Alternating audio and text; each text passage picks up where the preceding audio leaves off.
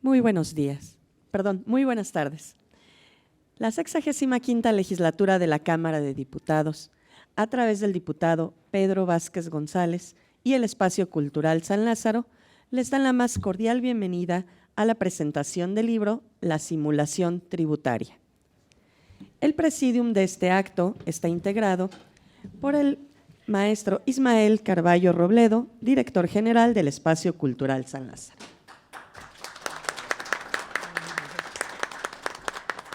El licenciado Diego Sebastián Alegría Martínez, en representación del diputado Pedro Vázquez González.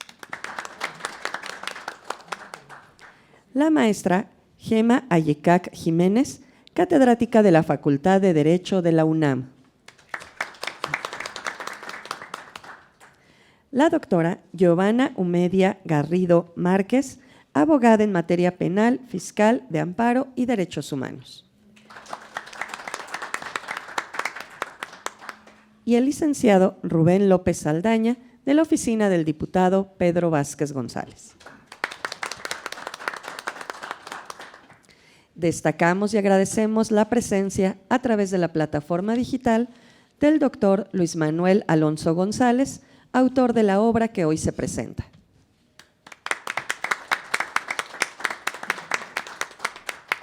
Para dirigir el mensaje de bienvenida tiene la palabra el licenciado Diego Sebastián Alegría Martínez. Por favor, licenciado.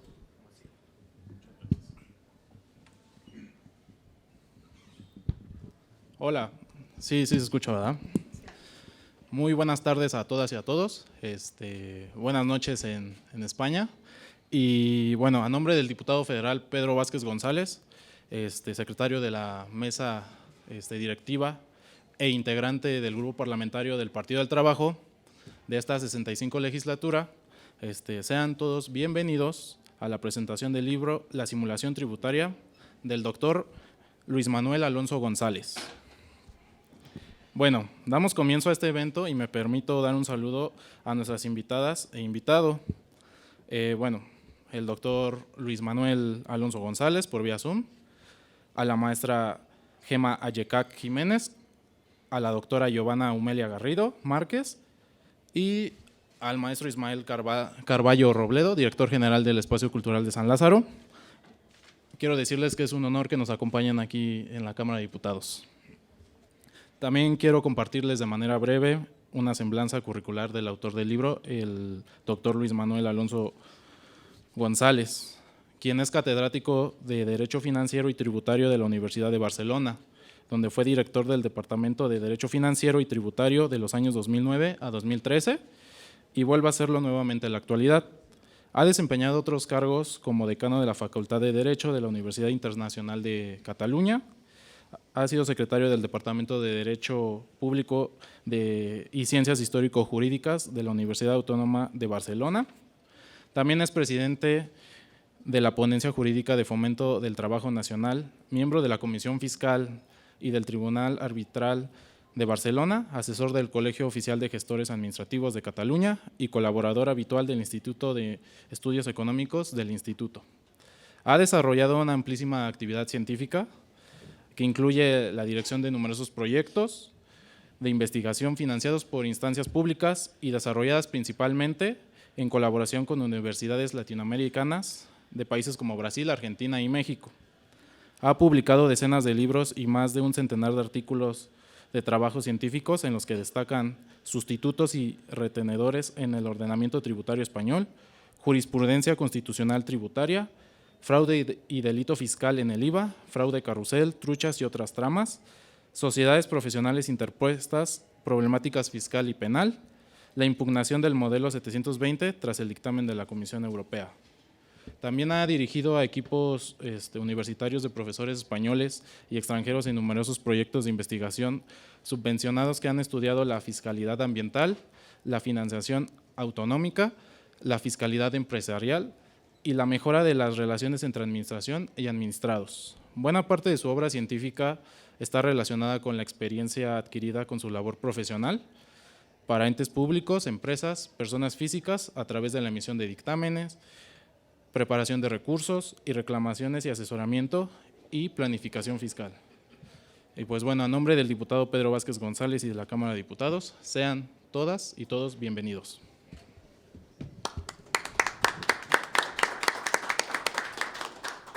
Muchas gracias, licenciado Alegría. Le pedimos al maestro Ismael Carballo que nos dirija un mensaje. Por favor, maestro. Gracias, buenas tardes y buenas noches en España. Un gusto tenerlos aquí. El Espacio Cultural San Lázaro, pues es la plataforma de actividades culturales y académicas de la Cámara, y nos llena de satisfacción siempre que los diputados se acerquen a nosotros para articular esfuerzos y colaborar en la difusión de las ideas. Fundamentalmente el propósito del espacio cultural es ofrecer una perspectiva complementaria para la ciudadanía, a partir de la cual puedan fortalecer y madurar su juicio histórico, cívico, político, considerando que ya de suyo en el Pleno y en las discusiones parlamentarias ya está ahí cifrada una formación por vía polémica, ¿verdad? Desde luego. Y entonces nosotros lo complementamos con la discusión de ideas, y por eso nos da tanto gusto que en este caso estemos reunidos alrededor de un libro muy puntual, de un tema muy específico, pero sin duda muy importante, según me comentaba ya un querido compañero del CEDIP, mi querido Alonso, que nos comentaba que el problema de la recaudación y de los problemas tributarios pues, son vertebrales de todo Estado. Así que sean bienvenidos todos. Saludos nuevamente allá al autor en España, y que sea una excelente mesa de diálogo. Bienvenidos.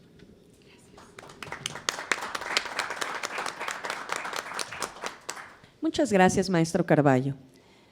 Escucharemos ahora a la maestra Gema Ayecac Jiménez, quien hará una introducción a la obra que hoy nos reúne. Por favor, maestra. Muchísimas gracias. En primer orden, muchísimas gracias a la recepción que generosamente realiza el Centro Cultural San Lázaro.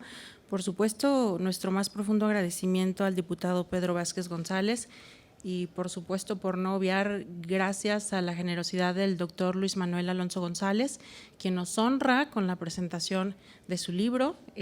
Por primera vez está presentando una obra que se anticipa de gran trascendencia, no solamente en España, sino en todo el bloque iberoamericano, como ya expondré. No solamente gracias por la generosidad de compartirnos este espacio para poder escuchar de viva voz y realizar algunas observaciones sobre su más reciente obra, la que me atrevería a calificar como su obra maestra. Ha sido un verdadero deleite leerlo, y estoy segura que para todas las personas que en su momento tendrán la oportunidad de acceder al libro, será de un deleite insuperable y de una riqueza jurídica, de dogmática jurídica, y por supuesto una invitación muy profunda a la reflexión. El tema no es menor, es justamente lo que enmarca el título de la obra, la simulación. ¿Okay? Y si bien es cierto que existe mucha literatura al respecto, también es cierto que el enfoque dogmático que realiza el doctor Luis Manuel Alonso es un enfoque dinámico, no se sujeta a ser solamente un análisis ni semántico ni dogmático, sino que está realizando un análisis dinámico. No solamente está articulando de manera profunda la distinción sobre la naturaleza jurídica de la simulación, está avanzando al establecer cuáles son sus diferencias, cuáles son sus componentes y cómo se va a articular. Ha sido verdaderamente cautivador porque la problemática que se expone es ampliamente compartida por nuestro país. Sabemos que estamos inminentes a un cambio de administración y sabemos que la cuestión financiera y recaudatoria no es menor. Como bien tiende a señalar de manera recurrente mi estimado amigo el doctor Rogelio Ibarra, necesitamos una reforma fiscal profunda hace varios tiempo, y el espacio fiscal de que se dispone cada año se reduce aún más. Y en este contexto es importantísimo tener en cuenta la profundidad con que se aborda el tema por parte del autor, porque nos va a ayudar a entender, tanto desde la administración tributaria, enfocando los esfuerzos de las administraciones, tanto a nivel federal como local, para lograr combatir y amortiguar todas estas prácticas evasivas y elusivas. Muy en el comienzo hay una aseveración que me parece brillante por parte del doctor Alonso, porque justamente advierte que el uso que realiza la administración tributaria de la figura de la simulación es un uso similar al bálsamo de Fierabras. este bálsamo que se refiere justamente en la obra del Quijote de la Mancha. Y este bálsamo, que sabemos todos, tiene una base que se supone que son los residuos del bálsamo que se usó para preparar el cuerpo de Jesús, y que en esa virtud tiene potestades o cualidades milagrosas, que lo mismo sirve para curar algunas heridas menores, que revive muertos, usando justamente el lenguaje del doctor Alonso. Y la verdad es que es cierto, es una realidad que vemos todos los días también en nuestro contexto tributario, en la realidad jurídica mexicana. Y es exquisito comenzar por esta frase, porque a través de la obra lo que hace el doctor es justamente otorgar elementos, no para disminuir su uso, sino para hacer un adecuado uso jurídico y en ámbito de política pública para él. A lo largo de la obra, el doctor ha propuesto responder cinco cuestiones que no son menores, por supuesto. En la primera, nos hará un contraste entre la simulación tributaria y la simulación en la legislación civil. En el segundo apartado aborda la naturaleza de la simulación propiamente en el enfoque del derecho tributario. En el tercer apartado establece razonamientos profundos, y probablemente es el apartado más dinámico de la obra, sobre cómo se prueba la simulación. En el cuarto apartado avanza hacia la determinación del negocio disimulado y cuáles son sus consecuencias fiscales, para concluir finalmente en un quinto apartado estableciendo si en el derecho tributario rigen las mismas clases de simulación que en el resto de los espacios jurídicos, de las parcelas jurídicas, también usando el lenguaje del doctor. No quisiera ser tan extensiva, me podría pasar hablando tal vez 2 días, no sé si tienen tiempo, pero por no abusar del tiempo del doctor Alonso, quisiera hacer algunos comentarios muy breves y puntuales que me han parecido de una riqueza insuperable. Establece con mucha claridad cuáles son los rasgos identificadores de la simulación. Por todas partes oímos simulación, y en el derecho mexicano y en la administración tributaria no es la excepción. Nosotros sabemos que en nuestro sistema tributario mexicano tenemos 3 cláusulas, 3 disposiciones que se encargan del tema. Tenemos el artículo 5A de Código Fiscal de la Federación, artículo 42B de Código Fiscal de la Federación y 69B de Código Fiscal de la Federación.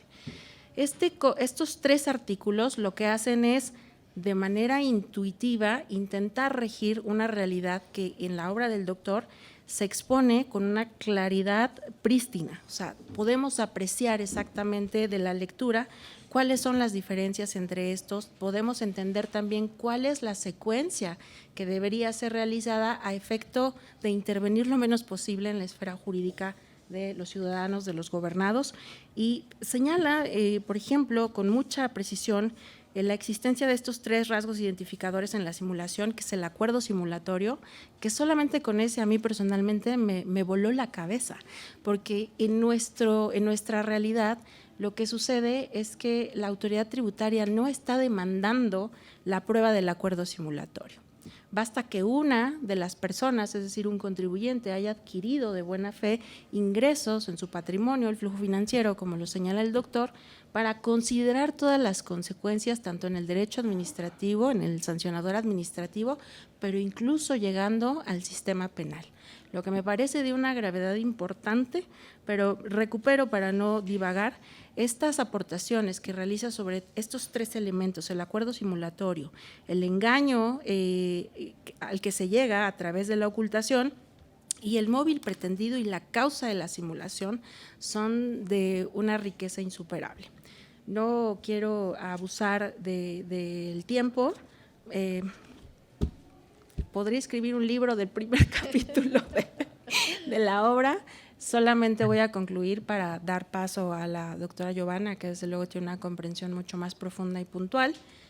No sin antes reiterar mi agradecimiento, doctor Alonso, por privilegiarnos con esto, pero además por privilegiarme con su amistad. Usted y la maestra Marta, su esposa, me distinguen con su amistad y es algo que agradezco desde lo profundo. Muchísimas gracias por estar aquí y gracias a todos ustedes por escuchar.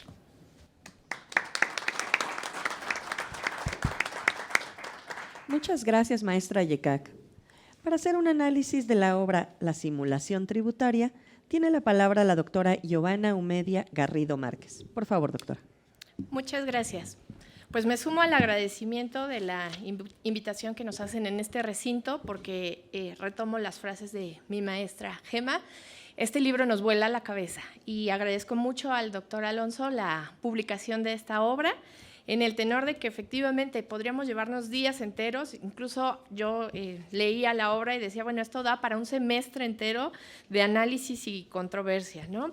Tuve la dicha de escucharle por primera vez justo en la UNAM como profesor invitado, y hablando justamente de truchas y carruseles, ¿no? Preguntarle directamente a él de qué nos referimos con truchas y carruseles, y lo hace magistralmente referido en su obra. Yo quiero ser breve, pero a la vez sé que voy a extenderme porque es una obra realmente apasionante. Voy a irme, si ustedes así lo permiten, capítulo a capítulo, siendo concisa. Insisto, esto es un intento o una tentativa para los penalistas, porque es imposible con tanta información, con tanta reflexión, abundar todo lo que refiere el doctor. Y primeramente, pues hacer una cita también. Él es ponente internacional, además, y entonces, escuchándole, en alguna ocasión también refirió que la fiscalidad saca lo peor de todos, tanto del contribuyente como del Estado. Y entonces, en esa tesitura va también llevándonos de la mano en el análisis de la recaudación y de los tópicos que aborda en su obra. El prólogo también lo realiza una enorme figura del derecho penal. Yo, como penalista y ahora tributarista, pues me siento de verdad muy afortunada por tener el privilegio de comentar y de haber analizado esta obra, porque lo hace el prólogo nada más y nada menos que el doctor Quintero Olivares. Y él entonces refiere que enfrenta un vértigo al comentar esta obra o al prologar esta obra, dados los problemas encontrados entre el sistema penal o la materia penal y la materia tributaria. Y es el mismo vértigo que a mí me apasiona día con día, porque son las dos especialidades que me fascinan. Entonces, nos dice en el prólogo el doctor Quintero que no hay una unidad con base en el criterio para referirnos a la simulación, y entonces habrá que referirnos al tema del bien jurídico tutelado, y nos va llevando a una invitación a adentrarnos a la obra del doctor Alonso. Nos dice el doctor Quintero que la simulación tiene la peculiaridad de contar con añadidos y falsedades, y entonces ya nos va dando más términos enriquecedores que después, a lo largo del desarrollo de la obra, se encarga de magistralmente darnos luz el doctor Alonso. En el capítulo 1, en donde nos da luz, porque aparte es como una guía esta obra para saber cómo entenderla, cómo abordarla, en este capítulo primero, nos habla justamente de qué papel juega la simulación en cuanto al combate al fraude fiscal, y ahí la relevancia de que sea en este recinto en donde se nos permita comentar la obra, porque justamente es una invitación a comprender el fenómeno como tal de la simulación, y desde las dos canchas, ¿no? O en palabras del doctor, de que se saca lo peor de todo, del contribuyente y de la autoridad. Entonces, ahí la invitación de ese capítulo primero. Evidentemente hace preguntas que nos invitan a continuar con el resto de ideas. En su capítulo segundo, tocante a las ideas sustantivas, hace un comparativo breve pero muy puntual en cuanto a los países o a los estados que tienen ya la definición de simulación y el alcance de este, ¿no? Y cita a la definición que tenemos en México, que evidentemente hace consonancia con lo que ya nos adelantaba la doctora Gema, en el tenor de tener distinguida la simulación como una figura dentro del derecho civil, posteriormente el derecho tributario, y después cómo permea en la materia penal. El doctor nos señala que la Ley General Tributaria en España pues tiene de cierto modo una óptica minimalista, ¿no? para defender o abordar el tema de la simulación. Y nos adentra también a algo que posteriormente va a usar reiteradamente a lo largo del desarrollo de su obra, que es la naturaleza jurídica o el ente relativo a la calificación, cómo es que el Estado califica una simulación. Entonces, ahí ya pueden advertir ustedes, hay diversos conceptos que van empezando a generar la inquietud y sobre todo la reflexión para abordar el contenido de la obra. Una parte fundamental también, y que me parece da mucha luz a quienes nos gustan estos temas y que resultan esenciales para comprender estos problemas en donde convergen las dos especialidades, pues es el aspecto probatorio. El doctor en su capítulo 3 nos habla sobre los aspectos de la prueba de la simulación, y de manera magistral nos hace, e incluso hasta con tablas de comparación, la naturaleza jurídica de los indicios, cómo es que estos influyen y cómo es precisamente el rasgo distintivo entre el aspecto de fiscalidad, la falta administrativa, y el ingreso al mundo del derecho punitivo, del derecho penal, en donde cabe destacar la diferencia que para los españoles un rasgo distintivo es el monto. No podemos hablar de un delito fiscal si no se rebasa cierto monto, algo que no sucede en México. En México no nos fijamos en el monto, sino en una narrativa que hace el legislador al definir el tipo penal.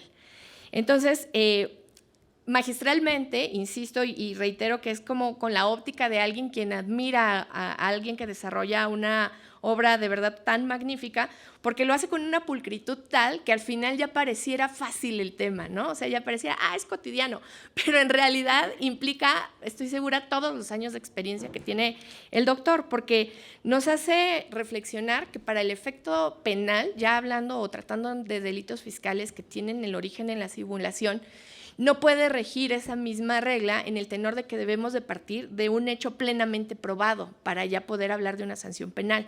Cuestión distinta que ocurre en la materia administrativa, en la materia tributaria, en donde él se refiere al tema de los indicios. Y nos habla también de otra serie de figuras, porque él aborda este tema complejidad del problema que enfrenta el Estado para recaudar y justamente para evitar la simulación y evitar la elevación de la simulación a alcanzar los grados de defraudación fiscal y demás tipos penales en contra de la hacienda pública. Y entonces nos introduce temas también sumamente complejos que tienen hilos conductores entre el derecho español, el derecho en Iberoamérica, incluido el aspecto del derecho mexicano. En esa tesitura nos habla de la figura del fraude de ley, por ejemplo, y entonces hace un análisis ahí súper completo en cuanto al alcance, naturaleza jurídica e impacto que tiene en la naturaleza jurídica de la simulación. Y algo que me parece a mí, sin duda, como alumna reciente de la materia de fiscal, como docente en varios cursos y cátedras que he tenido la oportunidad de dar, es la explicación a través de ejemplos. Y el libro del doctor, incluso hasta por la simple lectura del índice, nos invita a leerlo. Recordarán ustedes la canción de Shakira, que ella no llora, ella factura. Viene el caso práctico de Shakira. En el capítulo 4, concretamente, que es el que me he estado refiriendo, nos habla del caso del Real Madrid y del Barcelona, en donde la problemática versó sobre las ganancias obtenidas por los jugadores, pero el reflejo o el impacto que tenía el quehacer de los agentes representantes de los jugadores y la triangulación que había entre el grupo deportivo, los agentes y los deportistas. No quiero entrar como a la explicación, primera me quedaría corta, evidentemente no tengo el nivel del doctor, pero también es la invitación a la consulta de la obra, porque de verdad lo hace de una manera tan gráfica que ya resulta como muy accesible para todos nosotros.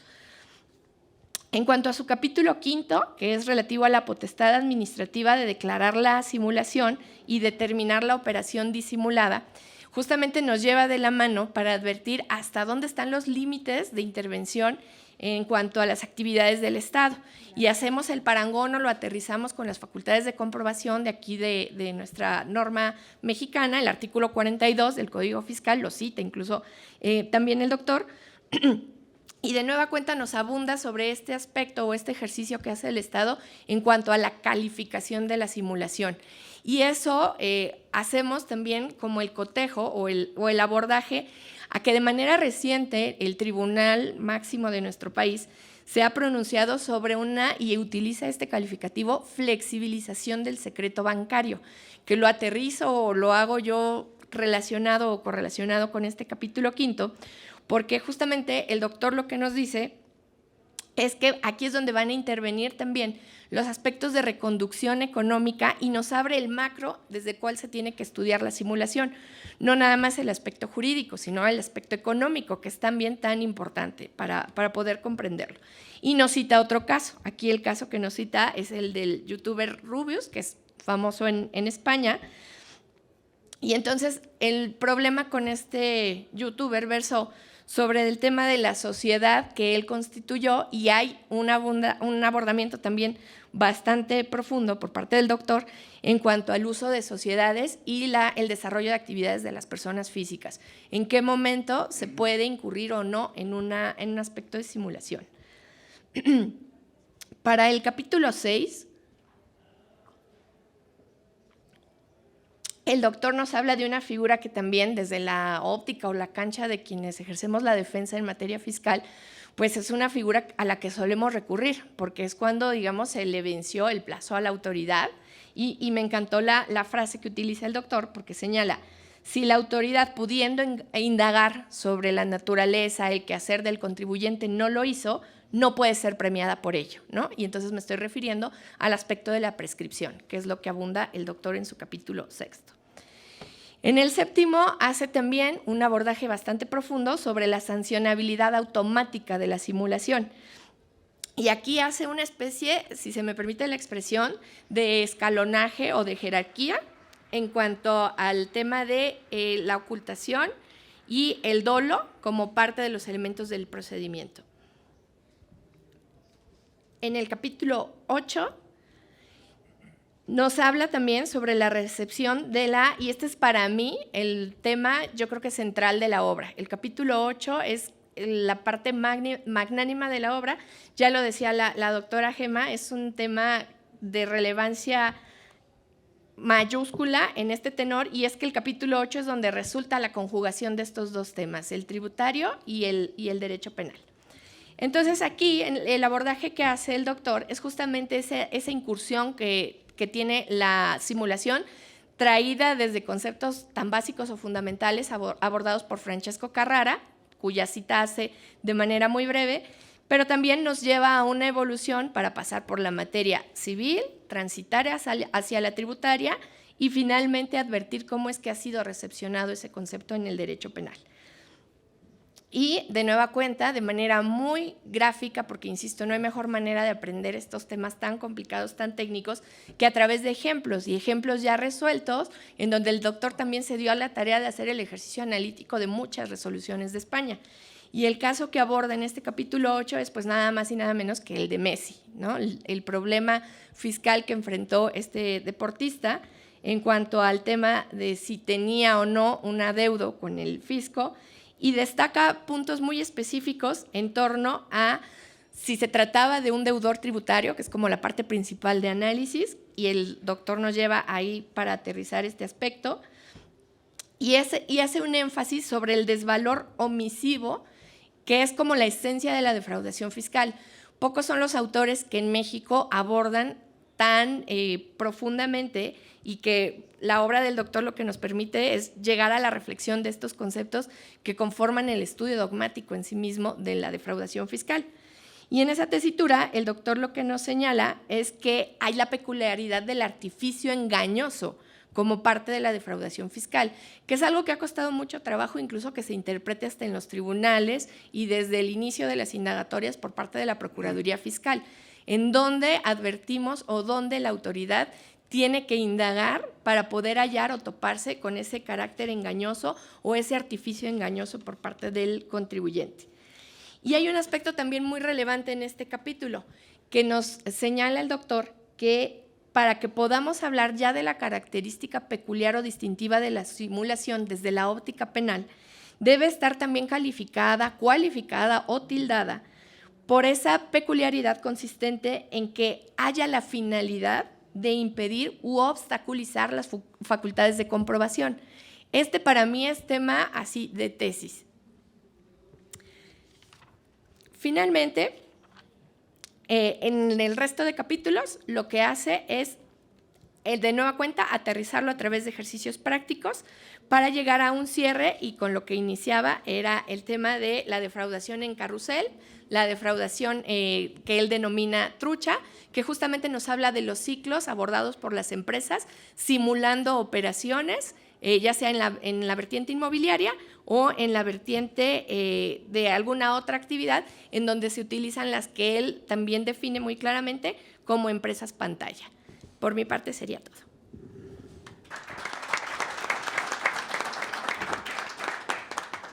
Muchas gracias, doctora Garrido. Le pedimos atentamente al doctor Luis Manuel Alonso González que a través de la plataforma digital nos dirija unas palabras. Si es tan amable, doctor. Muy buenas tardes a todos. Quiero empezar mi intervención expresándoles mi profundo agradecimiento por la oportunidad que me brindan de compartir con ustedes estos momentos en un marco absolutamente incomparable como es la sede de la soberanía nacional de los Estados Unidos mexicanos. Probablemente la exposición de mis humildes contribuciones a la evolución del derecho tributario en estas últimas décadas no habían gozado de un marco igual, tan magno e impregnado de legitimidad democrática, de simbolismo y de representatividad. Que los legisladores se interesen por cuestiones jurídicas dice mucho de su nivel de responsabilidad y de dedicación. Solo por ello, este día de hoy, el 25 de abril de 2024, es ya para mí un día especialmente señalado. Pero este agradecimiento, mejor dicho, este acontecimiento no es un hecho casual y tengo que formular un agradecimiento tan vivo como sincero a quienes lo han hecho posible. Más allá de referirme y reconocer la magnífica labor del Presidium, debo citar en concreto a la maestra Gema Ayekak. Puedo resaltar en ella muchas virtudes, pero a mí siempre me maravilla su capacidad de emprendimiento y su enorme pujanza intelectual. Estos rasgos, entre muchos otros, hacen de ella una mujer excepcional, que a buen seguro experimentará logros extraordinarios en el futuro, éxitos que quienes, como ustedes y yo mismo, somos sus amigos y compañeros, compartiremos muy gustosos. En segundo lugar, tengo que referirme al diputado federal Pedro Vázquez González por su apoyo decisivo para la materialización de este acto y manifestarle mi eterna gratitud. Su sensibilidad ante la obra que hoy se presenta ha sido determinante para habilitar este encuentro, permitiendo que la Casa de Todos los Mexicanos reciba a un humilde profesor universitario español. Que los legisladores estén tan abiertos a recibir ideas y a veces críticas les ennoblece. Por último, quiero extender mis palabras de reconocimiento a los otros intervinientes, al licenciado Diego Sebastián Alegría, a la doctora Giovanna Humelia Garrido, al doctor Ismael Carballo, por los parlamentos que me han dirigido. Con su sentir elogioso me han hecho pensar que quizás el esfuerzo que implica tantos años de investigación puede al final fructificar, ser útil.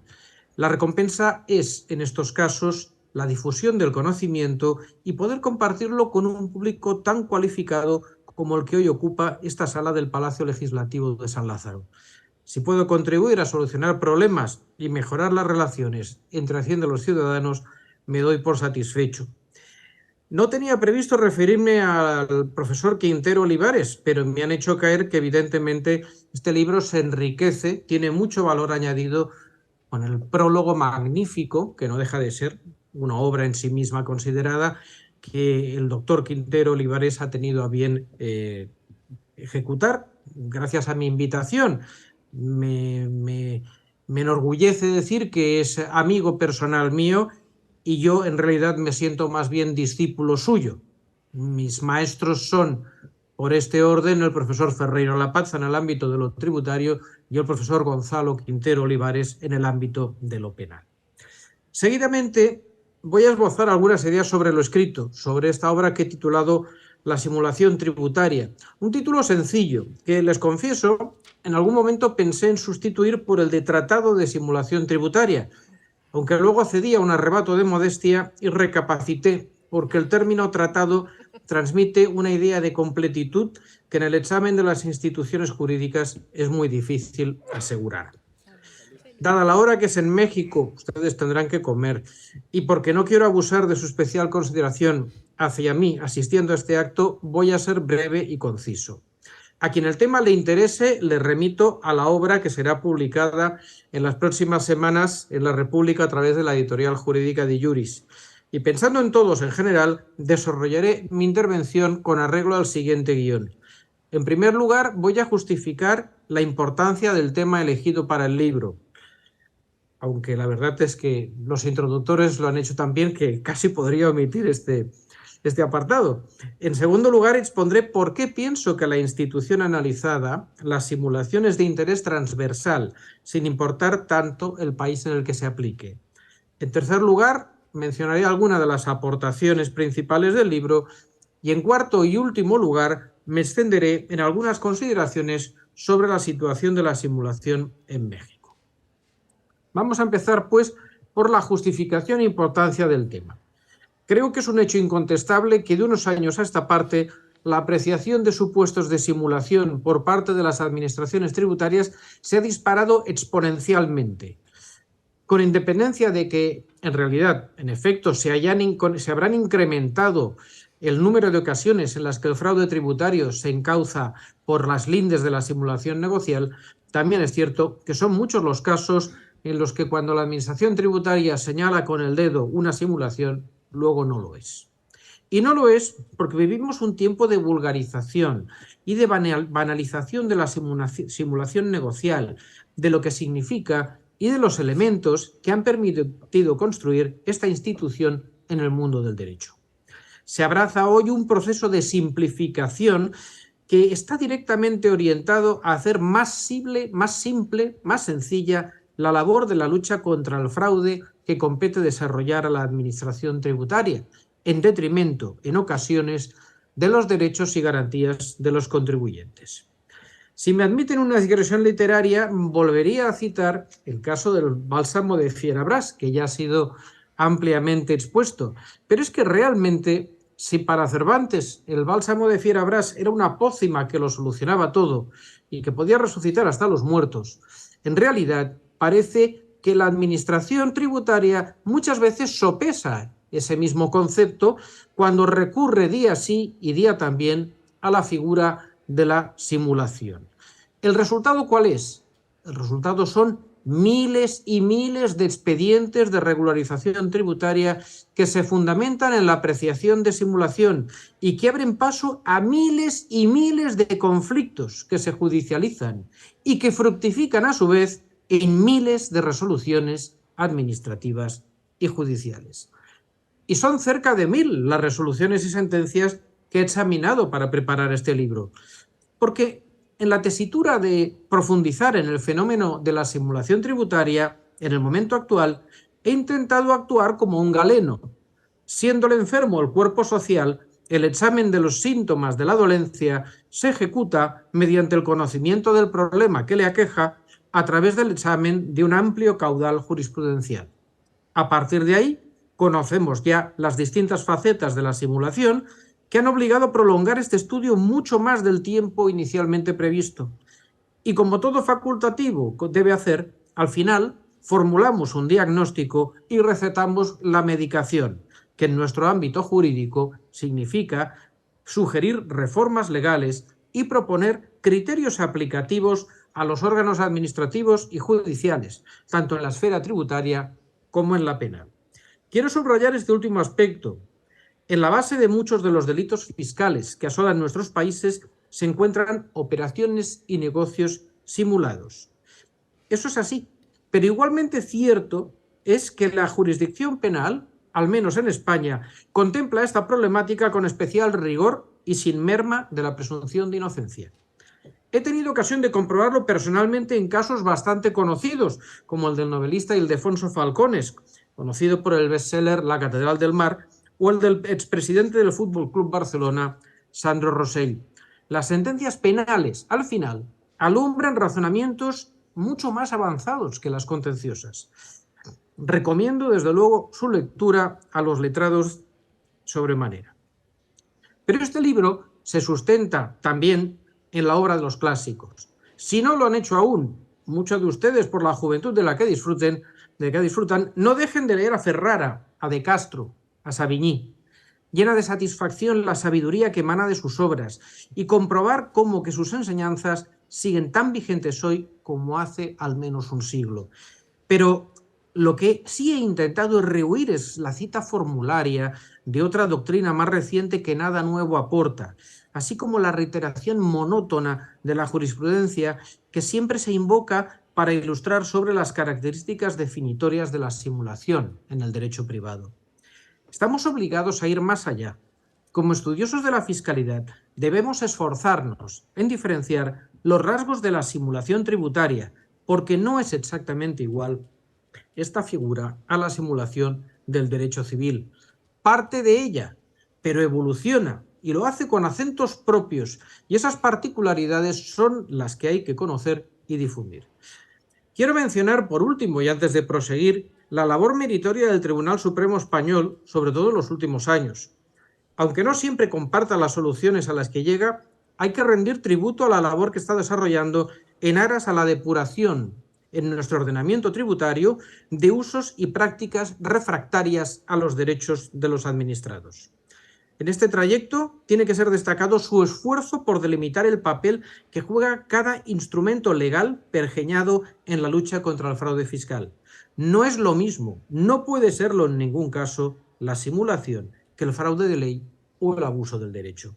Tampoco pueden orillarse los requisitos de procedibilidad de la simulación, optando por vías más sencillas y operativas, como puede ser la simple facultad de calificar jurídicamente en el proceso intelectivo de la determinación motivada de la deuda tributaria. El año 2023 nos ha brindado ejemplos prácticos muy interesantes en este terreno.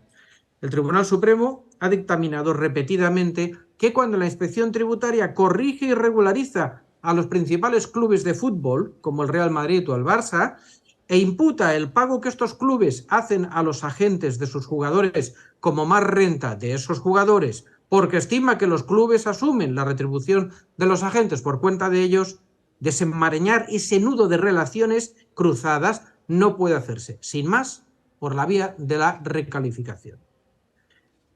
Del análisis del derecho comparado realizado se va a colegir que la simulación en solitario o como manifestación ligada al abuso del derecho es una institución de interés general para muchísimos países. Y es fácil encontrar una explicación a este hecho. De entre los distintos instrumentos que comúnmente se usan para combatir el fraude, el más poderoso es, con diferencia, la simulación. Por lo general, se prescinde de las particularidades procedimentales que lastran la canalización de los supuestos de hecho como fraude de ley. Y además, no solo permite la completa reconfiguración de la realidad afectada, sino que es usual que se complete con la apertura de procedimientos sancionadores, ya sea de naturaleza administrativa o penal. El ambiente que hoy vivimos es proclive a las soluciones maximalistas, muy probablemente a causa de la gravedad alcanzada por el fraude fiscal en todas partes, tanto en un sentido cuantitativo como cualitativo. Las haciendas públicas han de poner coto al crecimiento del fraude, no solo por cuestión de justicia, sino porque pone en jaque la disponibilidad de recursos para cubrir las necesidades públicas. El problema es que la reacción a veces puede ser desmesurada. Lo decía la introductora, o lo ha resumido magníficamente bien, de que los problemas fiscales sacan lo peor de todos nosotros, de los contribuyentes y de las autoridades. Lo pude comprobar hace unos años cuando estudié el fraude en el IVA, concretamente, la lucha contra el fraude intracomunitario, a la que también se ha referido, donde son constantes los ejemplos de desproporción y primacía del interés recaudatorio por encima de los postulados legales. Para que ustedes me puedan captar, les voy a explicar ahora un concepto que utiliza a veces la jurisprudencia española. En ocasiones, en el curso de las acciones administrativas, cuando se detecta el ahorro fiscal, ya se tiene un factor al que se atribuye un poder tal que se abstrae de cualquier otra motivación que pueda haber tenido el contribuyente. Sin embargo, hay que recordar que no es cuestionable la legitimidad constitucional del ahorro fiscal y de la planificación fiscal legítima, lo que tradicionalmente se englobaría dentro de la idea de economía de opción. Tal y como dice el Tribunal Supremo, resulta legítimo que los contribuyentes organicen sus operaciones de manera que puedan aplicar la fiscalidad más ventajosa posible. Y como también añade, se ha de rechazar lo que se ha dado en llamar economía de opción inversa. Esto es, aquella concepción en función de la cual solo es legítima aquella opción de entre las posibles que se decanta por la mayor carga fiscal, de suerte que cabe identificar el fraude cuando no se favorece la mayor recaudación. Este es un concepto que viene de la Audiencia Nacional, de una serie de sentencias que se dictaron hace algo más de una década y luego ya han sedimentado. Se trata de que se asimila el concepto de fraude a la idea de que si se hubiera empleado otra forma jurídica diferente, se habría tributado más.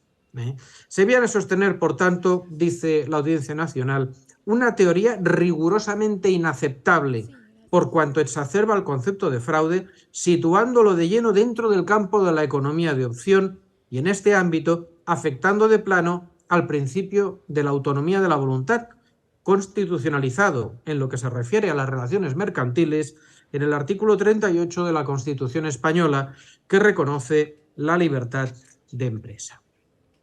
Este clima de confrontación se vive y se respira en todas partes, en España, en México, en muchos otros lugares. Sin perjuicio de que la situación hunde sus raíces, también con toda probabilidad, en que no se han habilitado mecanismos alternativos de resolución de conflictos, sobre los que tanto y tan bien puede ilustrarnos la maestra Gemma Yekak. Lo cierto y verdad es que ese estado de creciente litigiosidad acaba actuando como un catalizador en el uso masivo e indiscriminado de las determinaciones de simulación fiscal. Como exponente de la proclividad que existe a favor de la figura de la simulación en detrimento de otros instrumentos de corrección fiscal menos invasivos, les voy a citar el reciente caso de la multinacional mexicana Cemex y su problemática relación con la Hacienda Pública Española. Hacienda regularizó el impuesto de sociedades de Cemex España, retirando una serie de gastos y pérdidas generadas en el contexto de un complejo conjunto de operaciones que fue tildado de simulado. A grandes rasgos, la operativa desarrollada consistía en que Cemex España suscribía préstamos con entidades financieras y destinaba el dinero recibido a realizar ampliaciones de capital en otras sociedades del grupo que eran no residentes, que estaban fuera de España. Tales sociedades, a su vez, terminaban prestando el dinero a otras sociedades que se habían constituido fuera también para adquirir otras sociedades, a su vez igualmente extranjeras. Las ventajas de índole fiscal se resumen en la deducción en España de los gastos financieros derivados de los préstamos bancarios, la deducción en las otras jurisdicciones de los gastos financieros de los préstamos intragrupo y, finalmente, la deducción en España de los deterioros patrimoniales por las participaciones de las sociedades residentes en sociedades no residentes, causados precisamente por la deducción de aquellos gastos financieros derivados de los préstamos intragrupo.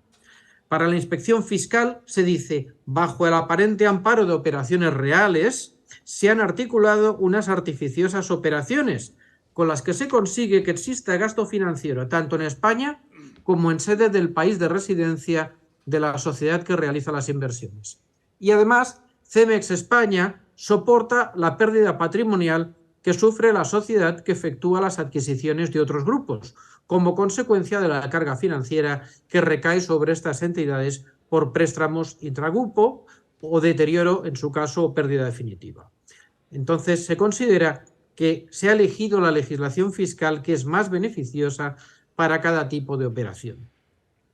Ante este problema, Cemex planteó, en su defensa y de modo alternativo, aplicar al caso el procedimiento de conflicto en la aplicación de la norma, la figura de derecho español que viene a equivaler al abuso del derecho o al fraude de ley. De haberlo conseguido, habría evitado ser multada con la cifra más alta conocida hasta ahora en mi país, 450 millones de euros, que deben ser aproximadamente unos 9.000 millones de pesos mexicanos, aproximadamente. Pero es que los tribunales identificaron ocultación y dijeron, esta ocultación no solo cabe apreciarla en relación con cada negocio, sino que debe ser apreciada analizando la totalidad de las operaciones realizadas, lo cual puede englobar varios negocios. Con esta directriz se puso la base para que prevaleciera el análisis global de la operativa diseñada por la empresa, porque de lo que se trataba de ver era si el resultado final del conjunto de operaciones sincronizadas, verdaderamente deseado como finalidad última, no es otra que eludir el pago de los tributos. A juicio de los tribunales, apreciada la operación en su conjunto, esta es simulada y ha tenido una clara finalidad de elusión fiscal. En definitiva, se va a conceder preeminencia a la finalidad elusiva, al aspecto volitivo o subjetivo, que de este modo adquiere fuerza suficiente para pasar por encima del hecho probado de que algunas de las operaciones ejecutadas eran admisibles por ser reales y no simuladas. Para el Tribunal Supremo, el objetivo de engañar cubre todas las operaciones si así se deduce de una visión de conjunto, de tal manera que algunas de las operaciones no fueran simuladas, no se consideró suficientemente importante para llegar a la anterior conclusión. Paso a continuar hablando de algunas de las operaciones de la obra y creo que es importante detenerse, también ha sido enunciado en la presentación, en la diferenciación, en el criterio distintivo entre la simulación y otras figuras que se usan contra el fraude. Y creo que ese criterio distintivo va a estar en la presencia de ocultación y engaño. El engaño se convierte en el auténtico vértice de la simulación negocial. Pone de manifiesto la existencia de una divergencia esencial y consciente entre la voluntad declarada por las partes y la voluntad interna, en el sentido de que o las partes implicadas han pactado un negocio distinto que se oculta, o bien no existe negocio alguno bajo la apariencia. En el primer caso tenemos una simulación absoluta, en el segundo caso una simulación relativa. Al engaño se llega por la vía de la ocultación, en una relación de carácter instrumental. El engaño es el resultado al que conduce ocultar o disimular determinados aspectos de la realidad, permitiendo que el tercero pueda llegar a creer en la realidad formal que se le presenta, ignorando la realidad sustancial que subyace a la apariencia. En cierta manera, si la sensación de engaño se mueve en el terreno de lo subjetivo, la realidad de la ocultación tiene que ser percibida objetivamente. No cabe simulación sin engaño, pues este término revela cierta maquinación conducente a obrar la confusión en el destinatario del montaje y resulta completamente indispensable en esta figura. En realidad, el engaño es el resultado que provoca la ocultación, pero esta es más que un engaño. Esta delimitación entre engaño y ocultación la ha realizado con especial finura la jurisprudencia penal. Y les voy a citar el caso del que fuera jugador del Real Madrid, Xabi Alonso, ahora es entrenador, yo no soy muy futbolero, creo que del Bayern de Múnich, y está teniendo mucho éxito en esa labor. Y en este caso, el problema que se planteó respondía al esquema básico de la cesión de los derechos de imagen a una sociedad que está bajo el control del deportista y que se localiza en una jurisdicción fiscalmente ventajosa.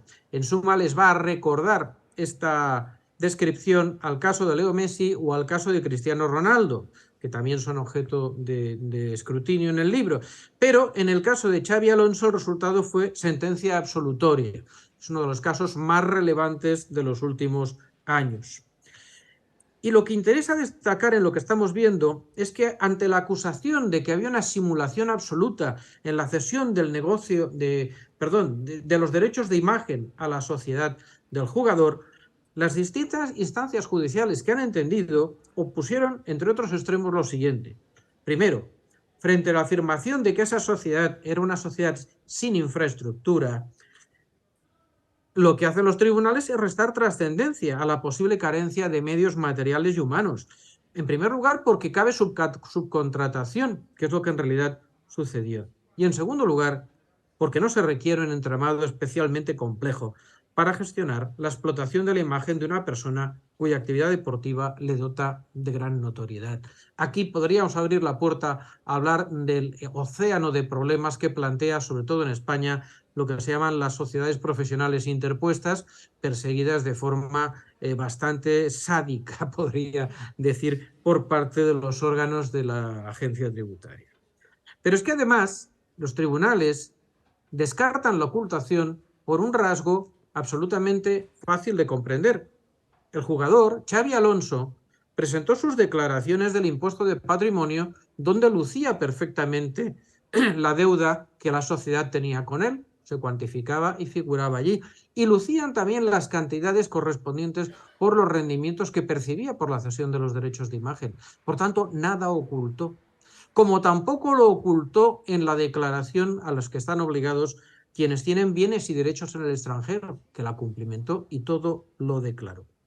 Otra cosa es que la Hacienda Pública hubiera preferido otro esquema negocial que le proporcionara una recaudación tributaria superior, pero en cualquier caso no hubo ocultación y por tanto no podía existir simulación. Y con esto estamos bordeando una cuestión medular. ¿Hasta qué punto somos libres de establecer las relaciones económicas y los negocios conforme a nuestra voluntad? Pues bien, la respuesta la brinda con extraordinaria claridad una serie de sentencias dictadas por el Tribunal de Justicia de la Unión Europea. Sentencias que tienen algunos párrafos realmente excelsos, que debieran constituir siempre un frontispicio en los debates de esta naturaleza. Me voy a limitar a dos citas. La primera de ellas dice: generalmente los sujetos pasivos tienen libertad para elegir las estructuras organizativas y los modos de realizar las operaciones que estimen más apropiados para sus actividades económicas y para limitar sus cargas fiscales. Otro fragmento de otra sentencia: el principio de prohibición de abuso de derecho lleva a prohibir los montajes puramente artificiales, carentes de realidad económica y realizados con el único objetivo de lograr una ventaja fiscal. Por tanto, estas son las condiciones, estas son las reglas del juego para la Unión Europea. Y también se ha dicho por parte del Tribunal de Luxemburgo algo muy importante, en la medida en que cuando estamos con casos de simulación generalmente llevan a rastras también la correspondiente sanción. Y dice: en el debate sobre la sancionabilidad de estas conductas, la tesis del Tribunal de Luxemburgo exige que las normas no pueden ser ambiguas si se va a sancionar. Supuestos de hecho regulados de forma ambigua no son objeto de sanción. España y la legislación mexicana me parece que tienen supuestos en los que existe ambigüedad y por tanto debiera omitirse el factor sancionado. Por último, voy a referirme aludiendo a su ordenamiento jurídico, al ordenamiento jurídico tributario mexicano, y lo quiero hacer con mucha prudencia, con mucha prevención. Haber examinado algunas normas concretas no me hacen conocedor de la fiscalidad mexicana. Por tanto, más bien las reflexiones que voy a realizar ahora parten de una aproximación comparativa en función de las conclusiones a las que he llegado en mi libro y que de alguna manera me habilitan para hacer alguna consideración sobre la simulación tributaria en México desde la mayor humildad. Si ustedes disculpan este atrevimiento, yo me comprometo a fortalecer mi formación en fiscalidad mexicana de hoy en adelante. Como ustedes saben, en el momento actual, el Código Fiscal de la Federación reúne varios preceptos, en general recientes, que abordan de modo más o menos directo la simulación en materia tributaria. Este dato en sí mismo considerado ha de considerarse una manifestación del interés por el tema, entendido como una honda preocupación por la erosión que provoca la simulación en sus muy diversas variantes en bases y cuotas tributarias.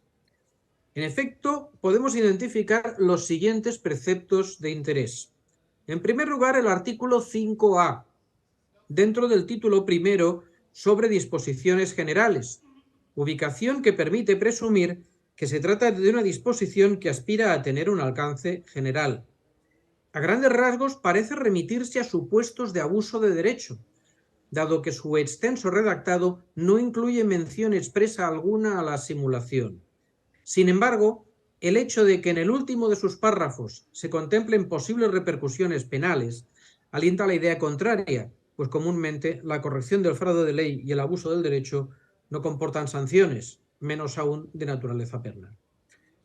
Pero persiste la duda, al menos para mí, porque no he sabido hallar en todo el código una previsión expresa de cláusula general antiabuso que me permitiera descartar definitivamente que esa es la función que le corresponde a este artículo 5A. Por otro lado, erigir la razón de negocio en el centro de esta disposición se compadece bastante bien con la esencia de las normas antielusión que responden a la ausencia de lo que en Europa llamaríamos falta de motivo económico válido. Por último, en sus primeros párrafos, el artículo 5A esboza un procedimiento administrativo un tanto complejo. Quiero pensar que pensando en establecer garantías para los contribuyentes en el curso de proceder al desconocimiento de los efectos fiscales de los actos controvertidos. En este punto situaríamos como complemento indispensable la resolución de miscelánea fiscal para el año 2023, donde se debería haber completado el diseño del órgano colegiado, cuya opinión es absolutamente determinante para poder aplicar la corrección a la que habilita este artículo. En segundo lugar, pasando a otro precepto, tenemos el caso del artículo 42b. El artículo 42b, que se encuentra en el título tercero, dedicado a las facultades de las autoridades fiscales, ya contempla expresamente la simulación. Y lo hace en un precepto que sintetiza una serie de aspectos fundamentales del tema, que me atrevería a agrupar del siguiente modo. En primer lugar, atribuye a las autoridades fiscales la facultad de determinar los actos simulados, si bien a efectos exclusivamente fiscales y siempre de modo fundado y motivado. En segundo lugar, concreta en el plano procedimental que la determinación de la simulación debe hacerse, dice, en el propio acto de determinación de la situación fiscal del contribuyente. Y esa resolución que así lo determine deberá incluir, primero, la identificación del acto simulado y del acto disimulado o real. En segundo lugar, debe cuantificar el beneficio fiscal obtenido con la simulación. En tercer lugar, debe señalar los elementos objetivos conducentes a la determinación de la simulación y, en un plano subjetivo, la intención de las partes de simular, admitiéndose para todo ello la utilización de elementos presuncionales. Y, en tercer lugar, la consecuencia de la apreciación de simulación será que el hecho imponible grabado será el efectivamente realizado por las partes. No constan aquí particularidades procedimentales, a diferencia de otros preceptos como el que hemos visto antes, el artículo 5A. Esto hace pensar que un procedimiento más lineal, o sea, la simple determinación administrativa de la existencia de la simulación en el marco de las actuaciones de comprobación, es también menos garantista. El régimen que encontramos, tanto explícito como implícito en este precepto, es el que más se asemejaría a la escueta regulación que en España hace la Ley General Tributaria en su artículo 16. Por último, y es muy importante, sin embargo, este precepto es de aplicación únicamente en el caso de partes relacionadas, lo que en España llamaríamos partes vinculadas. En tercer lugar, tenemos el artículo 69b, que es probablemente el más conocido y de uso más extendido de todas estas disposiciones. Su extenso redactado, que requiere ser puesto en relación con otros preceptos, configura el tratamiento previsto para el lacerante problema de los comprobantes falsos que se corresponden con operaciones inexistentes. Es la puerta de entrada al universo de la SEFO y de la SEDO. La lacra de las facturas falsas, aunque no les vaya a servir de consuelo, debo decirles que sigue asolando otras haciendas, como es el caso de España, después de tantos años no se ha conseguido ni mucho menos erradicar. Este artículo 69b prevé un elaboradísimo procedimiento en el que las autoridades fiscales declaran las operaciones inexistentes y los contribuyentes van a poder defender lo contrario.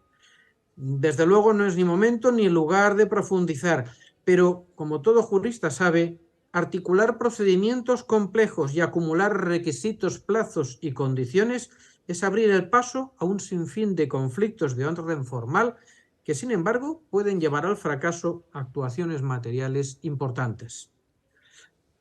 En cuarto lugar, tendríamos que referirnos al ámbito sancionador, donde tenemos que distinguir las normas administrativas de las penales.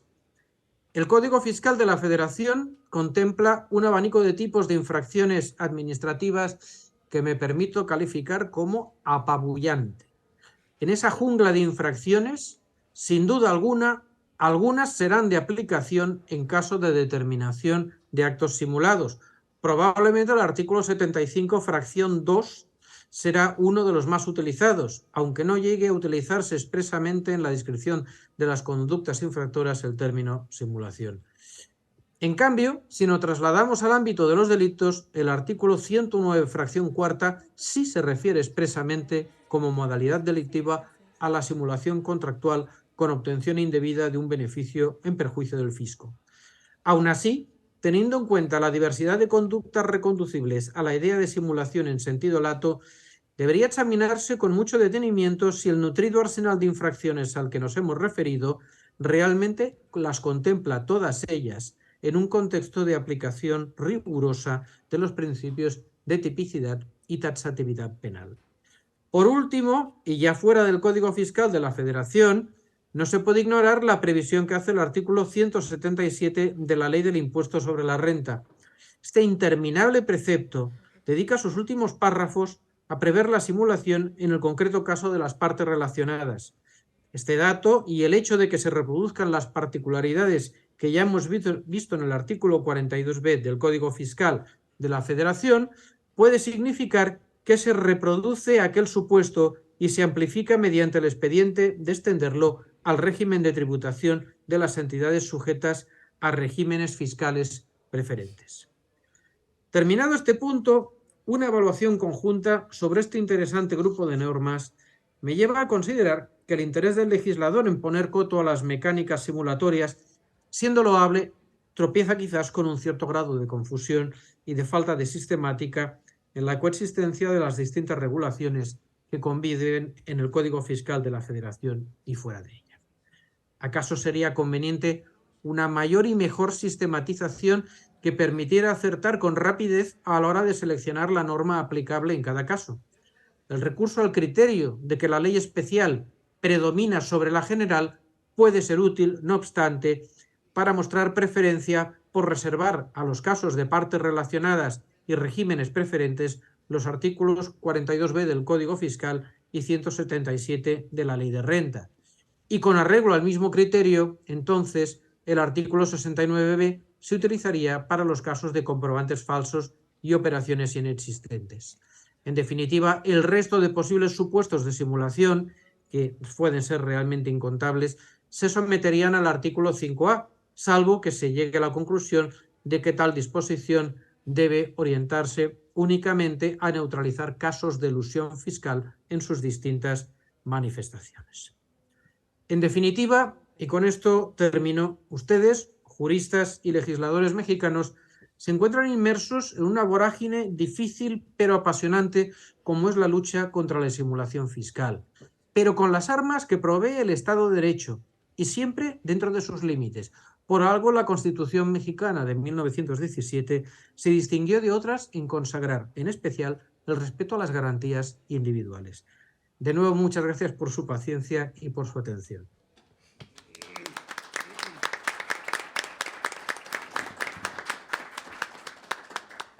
Muchas gracias, doctor Alonso. Finalmente, para hacer la entrega de reconocimientos a los ponentes, queda en el uso de la voz el licenciado Rubén López Saldaña. Por favor, licenciado. Gracias. Pues muchas gracias a todos y cada uno de los que participaron en este importante foro organizado por el diputado Pedro Vázquez González, quien se preocupa y ocupa de dotar de las mejores herramientas que los señores legisladores necesitan para hacer un México mejor. Agradeciendo, por supuesto, al maestro Ildefonso Castelar, secretario particular del diputado, al maestro Ismael Carballo, director general de Espacio Cultural San Lázaro, y por supuesto a la licenciada Verónica Escobar, que nos ha brindado todas las facilidades para la realización de este importante foro. Destaco la participación de la maestra Gema Ayekak Jiménez, de la doctora Giovanna Umelia Garrido Márquez y por supuesto de nuestro exponente principal, el doctor Luis Manuel Alonso, quien nos ha ilustrado con su participación.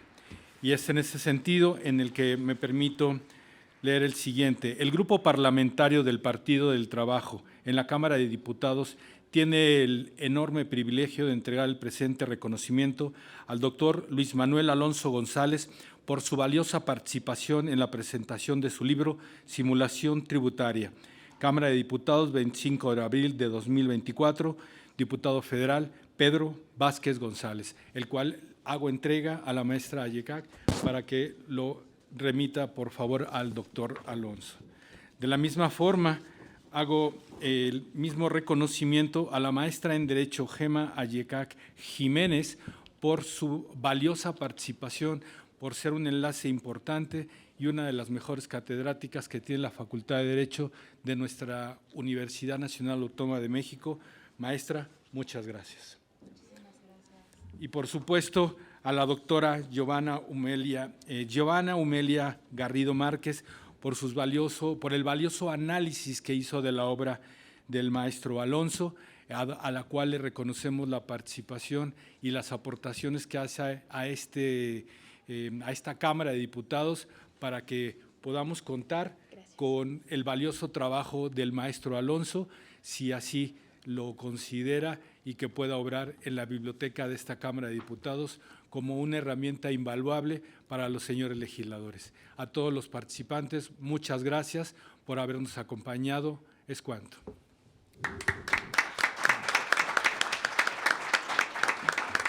Muchas gracias, licenciado López Saldaña. Es así como damos por concluida esta presentación. La 65ª Legislatura de la Cámara de Diputados les agradece su asistencia y participación en este acto. Muchas gracias y muy buenas tardes.